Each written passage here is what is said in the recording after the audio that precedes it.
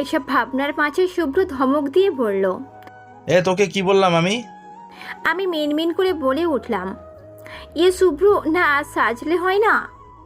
শুভ্র রাগে ফেস করে বলল, আমাকে সাজানোর সময় মনে ছিল না?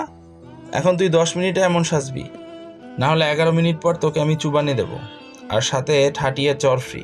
শুকনো ঢোক গিলে মনে মনে ভাবছি, হাই আল্লাহ, কি কোত্তা ভাগ্য আমার। নিজের কিউট ফিউট চেহারা এখন নিজের হাতে আমাকে ভূত বানাতে হবে। হাউ জঘন্য ব্যাপার মামুদ গো। শুভ্র আবার ধমক দিতেই আয়নার সামনে বসে পড়লাম। এরপর সাজতে শুরু করে দিলাম। প্রথমে সিম্পলভাবে সাজলাম। আহা, এইভাবে কি কিউট লাগছে আমাকে। এখন পেতনি সাজতে হবে ভেবে কান্না পাচ্ছে। হঠাৎ দরজা লাগানোর আওয়াজে তাকিয়ে পড়লাম। শুভ্র দরজা লাগিয়ে দিয়েছে কেন? তাহলে কি এখন থেরাপি দেবে নাকি? কিন্তু শুভ্র চোখের দিকে তাকিয়ে আমি অনেক বেশি অবাক হয়ে গেলাম। শুভ্র চোখে আজকে রাগ না, আমি অন্যরকম নেশা দেখতে পাচ্ছি। শুভ্র 1 পা 2 পা করে এগিয়ে আসছে। কেন জানি না ভয় হতে লাগলো। তাই মেকআপ বক্স রেখে চলে এলাম। দরজার কাছে আসতে চাইলেই শুভ্র আমার হাত ধরে হ্যাঁচকা টান মেরে নিজের সাথে মিশিয়ে ফেললো। আমি ছুটতে চাইলেই শুভ্র আমার কোমর চেপে ধরলো।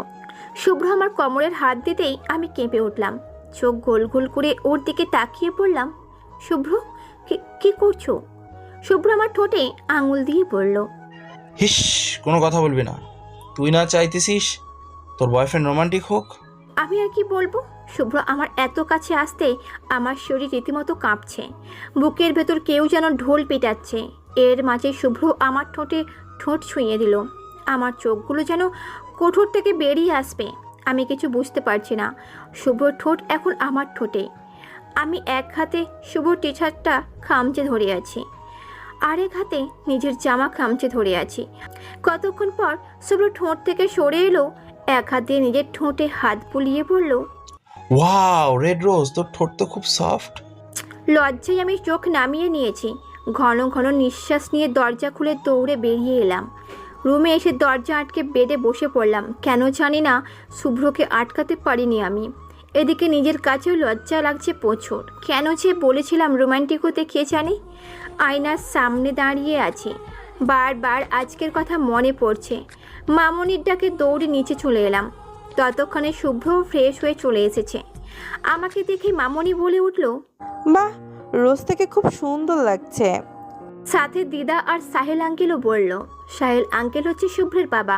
ব্রেকফাস্ট শেষ করে এখান থেকে কলেজে গেলাম। এইভাবেই এখানে 4 দিন থেকে বাড়ি চলে এলাম। বাড়ি আসতেই আম্মু ভ্রুকুচকে বলল, এত তাড়াতাড়ি চলে এলি কেন? আমি কিছু বলার আগেই ভাইয়া বলল, ভালো হয়েছে এসেছে আম্মু, বাড়িতে একটা পেতনি থাকা ভালো। আমি গাল ফুলিয়ে রুমে চলে এলাম। কেটে গিয়েছে আরও কয়েকটা দিন। শুভ্র আর আমার রিলেশনের 7 মাস শেষ। একদিন আমি কলেজ লেট করে গেলাম, আর ওদিকে শুভ্র দেখি রাহি এসে বলল, তোমার গার্লফ্রেন্ড আসেনি? শুভ্র জানে রাহি ওকে লাইক করে, আর এটাও জানে রাহি চিপকু মেয়ে। তাই শুভ্র বিরক্তি নিয়ে বলল, এলে তো দেখতেই তাই না? রাহি মুখটা বাঁকিয়ে পড়ল, আচ্ছা, ওর মাঝে কি আছে যে তুমি ওকে এতটা ভালোবাসো? ওয়েট, আদৌ ভালোবাসো তো? না যে থাপ্পড় দাও ওকে, মনে হয় না ভালোবাসে। শুভ্র রেগে চেঁচিয়ে বলল, জাস্ট শাট আপ রাহি, একটাও বাজে কথা বলবে না তুমি। রোজকে আমি ভালোবাসি, ভীষণ ভালোবাসি। ভালোবাসি বলে ওকে শাসন করি, আর খবরদার নেক্সট টাইম এটা বলবে না তুমি। রাহি মুচকি হেসে বলল, সত্যি এত ভালোবাসো? শুভ্র চোয়াল শক্ত করে পড়ল। নিজের থেকেও বেশি ভালোবাসি। হঠাৎ রাহি শুভ্রকে জড়িয়ে ধরলো। এদিকে আমি সব না শুনলেও এটা শুনেছি শুভ্র বলেছে নিজের থেকে বেশি ভালোবাসি। রাহি শুভ্রকে জড়িয়ে ধরাতে আমার মাথায় যেন বাজ পড়ল। তাহলে কি শুভ্র রাহিকে ভালোবাসে? তার জন্য আমার সাথে এমন করে? আমাকে দেখে রাহি শুভ্রকে ছেড়ে বলল, আরে রোজ, তুমি কখন এলে? রাগে মাথা ছিঁড়ে যাচ্ছে আমার। রেগেই বললাম, কেন এসে কি তোমাদের ডিস্টার্ব করলাম? শুভ্র ভ্রু কুঁচকে বলল, এসব কি বলছিস তুই? রাহি হাসি দিয়ে পড়ল, তোমার কথাই বলছিল শুভ্র। শুভ্রকে নিয়ে আমি চলে এলাম। অনেক হয়েছে, আজকে শেষ হবে। আজকে আমি ব্রেকআপ করবই। যাক, সুযোগ তো পেলাম ব্রেকআপ করার। এই পাজি বেয়াদব জল্লাদটা থেকে রেহাই তো পাবো। শুভ্রকে নিয়ে কলেজের পেছনে পুকুর সাইডে চলে এলাম। শুভ্র আমার হাত ছাড়িয়ে বলল, এখানে নিয়ে এলি কেন? আমি সাহস করেই বললাম, সব কিছু শেষ করতে শুভ্র, আজকে আমি ব্রেকআপ করবই। হঠাৎ শুভ্র রেগে পড়ল, কি বললি তুই? বলেই থাপ্পড় মারার জন্য হাত উঠালো। অমনি আমি শুভ্রর হাতটা ধরে ফেললাম। জানি না হঠাৎ কোত্থেকে এত রাগ ভর করলো।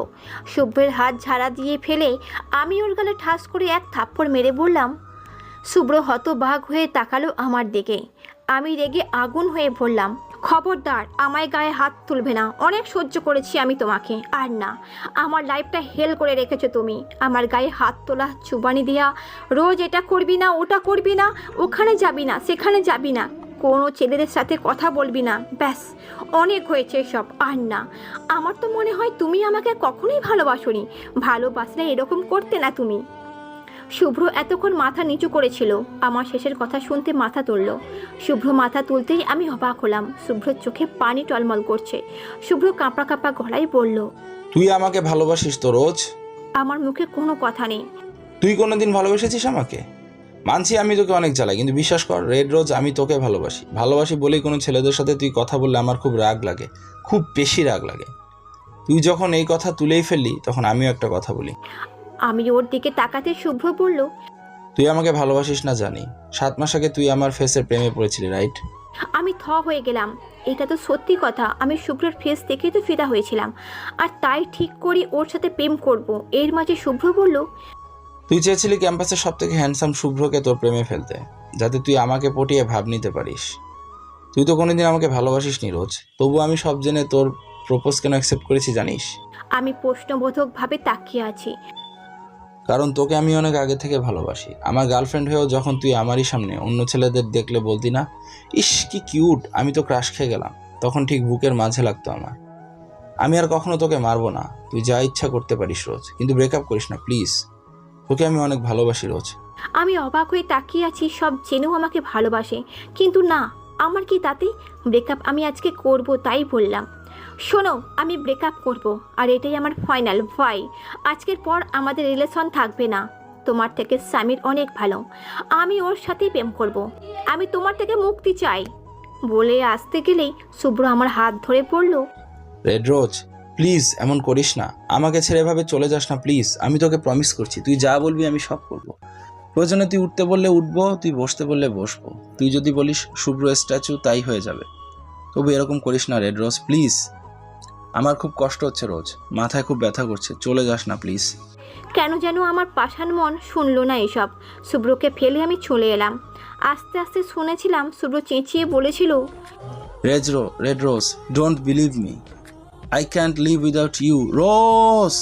আর কিছু না শুনে বাড়ি চলে এলাম। বাড়ি আসতেই দেখলাম ড্রয়িং রুমে মামুনি। মামুনি এখন এখানে কি করছে? আমাকে দেখে মামুনি এগিয়ে এসে বলল, রোজমা, আমার সাথে হসপিটালে চল তো। আমি না বুঝে বললাম, হসপিটালে কেন? মামুনি একটা বড় শ্বাস নিয়ে বলল, শুভ্রর রিপোর্ট আনতে। তোর আঙ্কেল অফিসে, আর শুভ্রকে নেব না, আগে আমি আর তুই গিয়ে শুনে চল। বলে আমার হাত ধরে নিয়ে এলো। এদিকে আমি ভাবছি শুভ্রের রিপোর্ট, মানে শুভ্র আবার কি হয়েছে? মনটা কেমন একটা করছে। হসপিটালে এসে আমি আর মামুনি ডক্টরের কেবিনে এলাম। ডক্টর আমাকে দেখে বলল, উনি কে? মামনির পরিচয় দিতেই ডক্টর বলল, দেখুন, আমি যেটা বলবো আপনারা ভয় পাবেন না প্লিজ, স্পেশালি আপনি মিসেস চৌধুরী। মামনিকে বলল। মামনি ভয় পেয়ে বলল, কেন, কি হয়েছে আমার ছেলে? ডক্টর একটু চুপ থেকে বলল। ব্রেনে প্রবলেম আছে, সেটাও আগে থেকে। ডক্টরের কথা শুনে আমি অবাক হয়ে গেলাম। শুভ্রর ব্রেনের প্রবলেম? ডক্টর একটু পর আবার বলল। ছোটবেলায় কি উনি শক পেয়েছিল? মামনি ছলো ছলো চোখে বলল, পেয়েছিল, তখন ওর বয়স 5 বছর। আমার ছেলে মারা যাওয়াতে পেয়েছিল। এবার আমি আকাশ থেকে পড়লাম। মামনির ছেলে ছিল আর আমি জানি না। অবশ্য তখন আমার জন্মও হয়নি। ডক্টর মামনির কথা শুনে বলল, ইয়েস, আর সেটা থেকেই ওনার ব্রেন ডিসঅর্ডার হয়ে গেছে। এখন যদি হঠাৎ করে ওনার লাইফে কেউ আসে, তাকে উনি যে কোনোভাবে নিজের কাছে রাখতে চাইবেন। যেমন ওনার ভাই হঠাৎ এসে হঠাৎই চলে গেছে, আর এই ভয়টাই ওনার ভিতরে কাজ করে, তাই উনি তাকে নিজের কাছে রাখতে সব করতে পারে, এমনকি তার উপর টর্চারও করতে পারে। কিন্তু তাকে আঘাত করে উনি নিজেই নিজেকে আঘাত করবে। আর হঠাৎ করে লাইফে কে আসে বুঝতেই পারছেন, ওনার ভাই মারা গেছে আগেই, আর আপনারা ওনার মা বাবা জন্মের পর আপনাদের দেখে এসেছে। মিসেস চৌধুরী, বুঝতে পারছেন? আমি ওনার ভালোবাসার মানুষের কথা বলেছি। যদি এমন কেউ থেকে থাকে আর সে যদি ওনাকে ছেড়ে চলে যায়, তাহলে ওনার এই প্রবলেমটা বেড়ে যাবে। আর শুনতে পারলাম না আমি ডক্টরের কেবিনে থেকে বেরিয়ে এলাম। এটা কি করে ফেললাম আমি? শুভ্র আমাকে ভালোবাসে, ও যা করেছে আমাকে নিজের কাছে রাখতে করেছে, আর ওর এই ব্রেন প্রবলেম তাই এই রকম করেছে। এবার কি করব আমি? আমাকে এক্ষুনি ওর কাছে যেতে হবে। একটা রিক্সা নিয়ে আবার সেখানে চলে এলাম। শুভ্র এখনও সেখানে দাঁড়ানো। দূর থেকে স্বস্তি পেলাম, ঠিক আছে ও। হঠাৎ দেখলাম শুভ্র উঠে আসছে। আমি ভাবছি সেদিন শুভ্রের পিঠে কিল দেওয়াই শুভ্র আ করে উঠেছিল, আর ডক্টর বলল যাকে শুভ্র ভালোবাসে তাকে আঘাত করে। শুভ্র নিজেই নিজেকে আঘাত করবে। তাহলে কি শুভ্র আমাকে মেরে নিজেকে? এর মাঝেই রাস্তায় চোখ যেতেই আমি আটকে উঠলাম। শুভ্র ধীর পায়ে হাঁটছে, ওর পেছনে একটা গাড়ি আসছে। আমি ডেকে ওকে সরাতে চাইছি, কিন্তু আমার কোনো কথাই মনে হয় ও শুনছে না। না, আমাকে কিছু করতে হবে ভেবে দৌড় দিলাম, কিন্তু তার আগেই যা হবার হয়ে গেল। গাড়িটা শুভ্রকে ধাক্কা দিয়ে চলে গেল। শুভ্র মুখ থুবড়ে রাস্তার আরেক পাশে গিয়ে পড়ল। শুভ্র সমস্ত শরীর রক্তে লাল হয়ে গিয়েছে। আমি আস্তে আস্তে ওর সামনে গেলাম। আমাকে দেখেই শুভ্র মুচকি হেসে বলল, মুক্তি চেয়েছিলি না, যা তোকে মুক্তি দিয়ে দিলাম। বলেই শুভ্র চোখ দুটি বন্ধ করে নিল। শুভ্র চোখ বন্ধ করতেই চোখ দিয়ে ঝরঝর করে পানি পড়ল। আমি ধপ করে ওর সামনে বসে পড়লাম। আমার মুখ দিয়ে কোনো কথাই বের হচ্ছে না। কিছুক্ষণ পর ডক্টরের কথা মনে পড়তেই আমি শুভ্রর পিঠ থেকে শার্ট উঠালাম। এবার যেন আমি স্তব্ধ হয়ে গিয়েছি। কলিজাটা যেন কেউ বের করে নিচ্ছে। শুভ্রর পিঠ ভর্তি আঘাতের চিহ্ন। চিৎকার করে শুভ্রকে ডাকছি, কিন্তু শুভ্র কোনো সাড়াই নেই। শুভ্রর কোনো সারা শব্দ না পেয়ে এবার আমার হাত পা ঠান্ডা হয়ে আসছে। চোখ দিয়ে টপ টপ করে পানি পড়ছে। রাস্তায় ইতিমধ্যে মানুষ জড়ো হয়ে গিয়েছে। শুভ্রর মাথাটা কোলে নিয়ে বললাম, শুভ্র প্লিজ চোখ খোলো, প্লিজ আমার সাথে কথা বলো। আমি আর কোনো দিন তোমাকে ছেড়ে যাব না। আমি তো স্বামীদের কথা রেগে বলেছি, তুমি যা বলবে আমি সব শুনবো। আমাকে মারলেও আমি রাগ করবো না। আমিও তোমাকে ভালোবাসি শুভ্র, প্লিজ চোখ খুলো শুভ্র। রাস্তার লোকজন বলা বলি করছে, ছেলেটা মনে হয় বাঁচবে না। শুভ্রকে নিয়ে ইমিডিয়েটলি হসপিটালে যেতে হবে। সবাইকে ধমক দিয়ে বলে উঠলাম, চুপ করুন আপনারা প্লিজ। দেখছেন না একটা ছেলে এভাবে পড়ে আছে? আপনাদের উচিত ওকে হসপিটালে নিয়ে যেতে, আমাকে হেল্প করার, কিন্তু আপনারা সেটা না করে ওকে বাঁচবে কিনা সেটা বলছেন। এর মাঝেই একটা ছেলে এসে বললেন, আপনি ওনাকে আমার গাড়িতে নিয়ে আসুন। এক তাকিয়ে দেখলাম একটা ছেলে, বয়স খুব বেশি না, 21 বা 22 হবে। তাড়াতাড়ি শুভ্রকে ধরে ওর গাড়িতে উঠালো। আমি মামনিকে আর সবাইকে ফোন করে বলে দিয়েছি, কিন্তু বুঝতে পারছি না কিভাবে সবাইকে বলবো যে শুভ্র অ্যাক্সিডেন্ট হয়েছে আমার জন্য। ভাবনার মাঝেই হসপিটালে এসে পৌঁছালাম। ছেলেটা গিয়ে ডক্টর ওয়ার্ড বয়কে ডেকে আনলো। ওরা শুভ্রকে নিয়ে ভেতরে চলে গেল। আমি পেছনে যেতেই ছেলেটা বলে উঠলো, চিন্তা করবেন না, দোয়া করুন ওনার যেন কিছু না হয়। আমি থেমে গিয়ে বললাম, আপনি ভেতরে যাবেন না? ছেলেটা মুখটা ছোট করে বলল, সরি আমি যেতে পারবো না। অ্যাকচুয়ালি আজকে লন্ডন থেকে ফিরছি, বাসায় পৌঁছানোর কথা 11টায়, আর এখন সেখানে 1টা বাজে। বাসায় সবাই আমাকে নিয়ে খুবই প্রসেসিভ, আর একটু লেট হলে টেনশন করবে। ফোনে চার্জও নেই যে জানিয়ে দিব আসি। হ্যাঁ, ছেলেটাকে থ্যাঙ্কস জানিয়ে চলে এলাম। কিছুক্ষণ পর সবাই চলে এলো। মামনি এসেই বলল, রোজ এসব কি করে হলো? ভয়ে আমি কোনো কথাই বলছি না, শুধু কান্না করে যাচ্ছি আর আল্লাহকে ডাকছি শুভ্র যেন কিছু না হয়। মামনি কান্না করতে করতে অসুস্থ হয়ে গিয়েছে।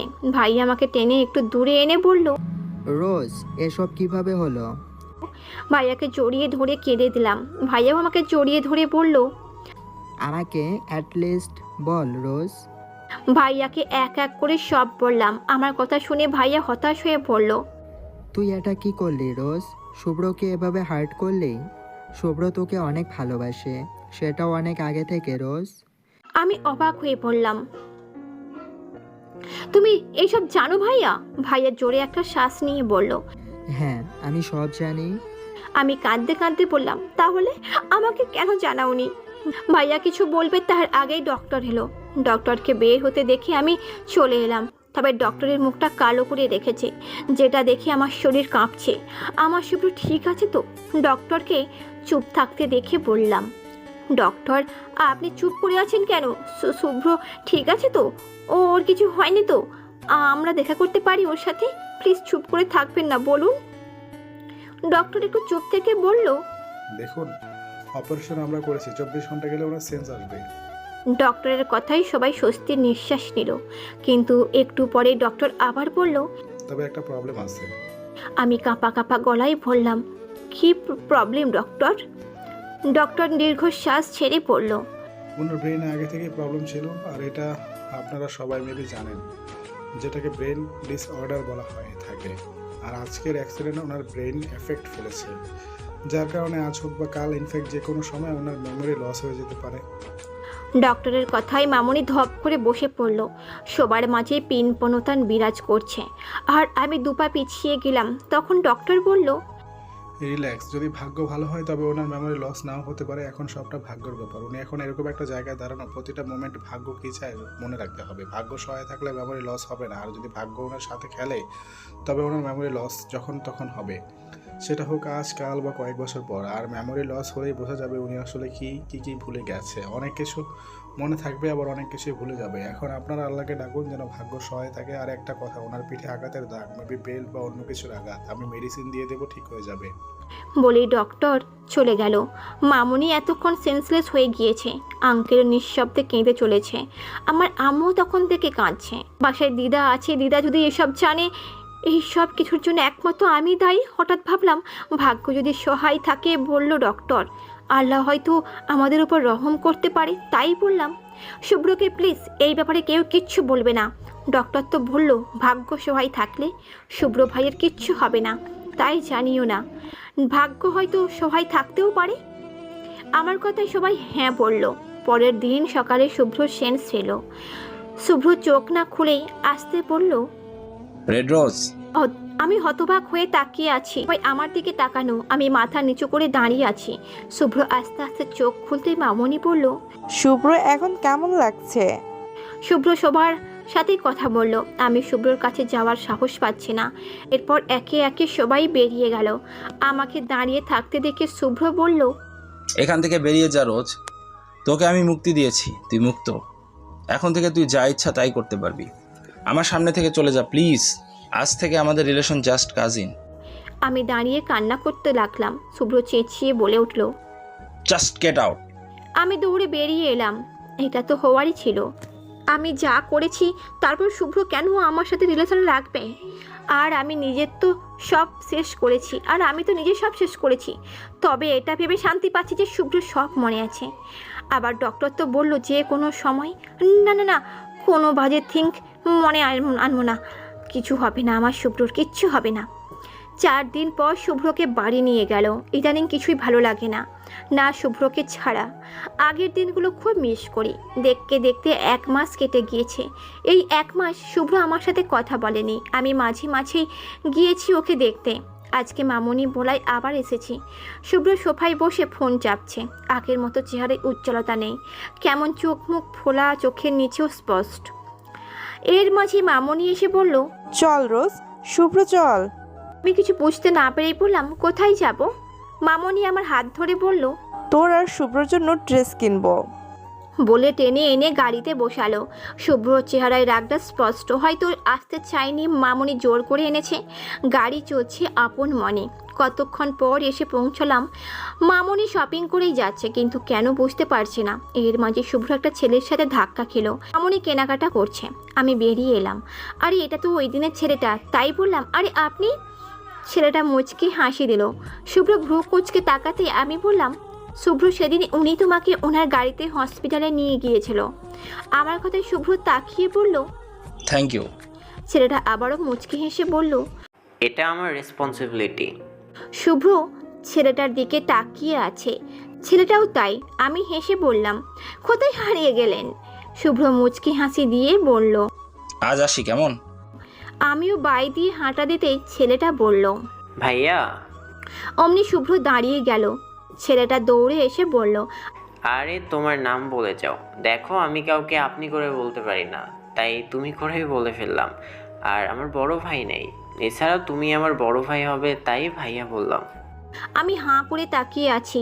এই ছেলেটা এত কথা বলে? শুভ্র হাসি দিয়ে বকল, আমার নাম শুভ্র চৌধুরী, তোমার নাম কি? ছেলেটাও মিষ্টি হাসি দিয়ে বলল, শুভ খান এখন আসছি, আল্লাহ চাইলে আবার দেখা হবে। বলে চলে গেল। শুভ্র শুভর যাওয়ার পানে তাকিয়ে রইল। মামনি ডাক দিতেই আমরা চলে গেলাম। মামনি শপিং করছি ইচ্ছে মতো। এখান থেকে মামনিদের বাড়িতেই গেলাম। বাড়িতে এসে আরেক দফা অবাক হলাম। শুভ্রর ফুপি আর চাচুরাও এসেছে। এর মাঝেই এখানে রাহি এসে বলল,